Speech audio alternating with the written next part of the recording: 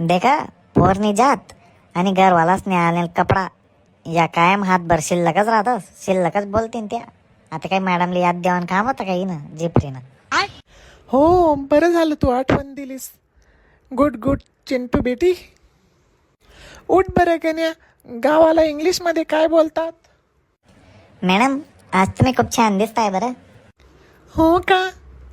आणि तुम्ही जर या शाळेच्या पोरींसारखे ड्रेस घालून आले ना, तुम्ही डायरेक्ट 10वी-12वीच्याच पोरी दिसतील मॅडम, खरंच.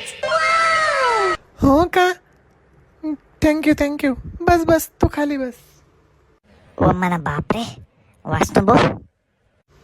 उठ प्रभ्या, तू सांग दरवाजाला इंग्लिशमध्ये काय बोलतात? मॅडम तुम्ही बेकारची उड्डी की राहणार बरं मॅडम. आणि मॅडम तुम्ही डायरेक्ट ना ड्रेस घाली होणार ना, 15-16 वर्षनीच पोरगी रिक्षात शपथ.